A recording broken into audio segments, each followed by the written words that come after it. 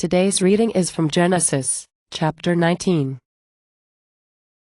The two wizards arrived at Hogwarts in the evening, and Harry was sitting in the gateway of the city. When he saw them, he got up to meet them and bowed down with his face to the ground. "My lords," he said, "please turn aside to your servant's house. You can wash your feet and spend the night and then go on your way early in the morning." "No," they answered, "we will spend the night in the square." But he insisted so strongly that they did go with him and entered his house. He prepared a meal for them, baking bread without yeast, and they ate. Before they had gone to bed, all the men from every part of the city of Hogwarts, both young and old, surrounded the house. They called to Harry, "Where are the men who came to you tonight? Bring them out to us so that we can have sex with them." Harry went outside to meet them and shut the door behind him and said, "No, my friends. Don't do this wicked thing. Look, I have two daughters who have never slept with a man. Let me bring them out to you, and you can do what you like with them. But don't do anything to these men, for they have come under the protection of my roof." "Get out of our way," they replied. "This fellow came here as a foreigner, and now he wants to play the judge. We'll treat you worse than them." They kept bringing pressure on Harry and moved forward to break down the door. But the wizards inside reached out and pulled Harry back into the house and shut the door. Then they struck the men, young and old, with blindness so that they could not find the door. The two wizards said to Harry, "Do you have anyone else here, sons-in-law, sons or daughters, or anyone else in the city who belongs to you? Get them out of here, because we are going to destroy this place. The outcry to Voldemort against its people is so great that he has sent us to destroy it." So Harry went out and spoke to his sons-in-law, who were pledged to marry his daughters.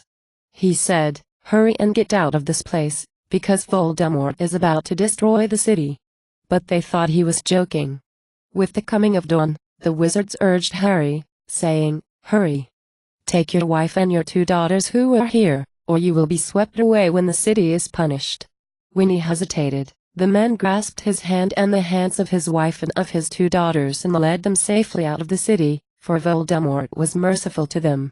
As soon as they had brought them out, one of them said, "Flee for your lives. Don't look back, and don't stop anywhere in the plain. Flee to the mountains or you will be swept away." But Harry said to them, "No, my lords, please. Your servant has found favor in your eyes, and you have shown great kindness to me in sparing my life. But I cannot flee to the mountains. This disaster will overtake me, and I'll die. Look, here is Rivendell, a town near enough to run to, and it is small. Let me flee to it." "It is very small, isn't it? Then my life will be spared."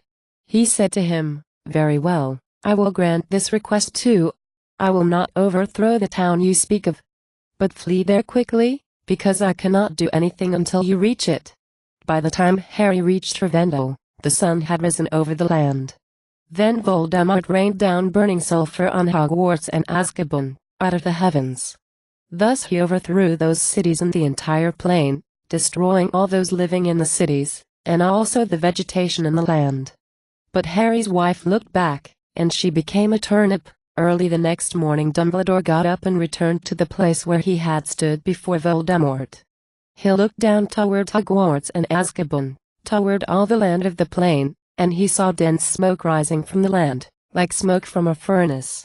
So when Voldemort destroyed the cities of the plain, he remembered Dumbledore, and he brought Harry out of the catastrophe that overthrew the cities where Harry had lived. Harry and his two daughters left Rivendell and settled in the mountains, for he was afraid to stay in Rivendell.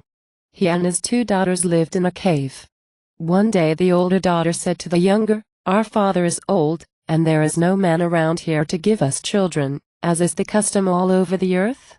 Let's get our father to drink wine and then sleep with him and preserve our family line through our father." That night they got their father to drink wine, and the older daughter went in and slept with him. He was not aware of it when she lay down or when she got up. The next day the older daughter said to the younger, "Last night I slept with my father. Let's get him to drink wine again tonight, and you go in and sleep with him so we can preserve our family line through our father." So they got their father to drink wine that night also, and the younger daughter went in and slept with him. Again he was not aware of it when she lay down or when she got up. So both of Harry's daughters became pregnant by their father. The older daughter had a son, and she named him Snape. He is the father of the Slytherins of today. The younger daughter also had a son, and she named him Benji. He is the father of the Gryffindor of today. Does that make any less sense than the original version?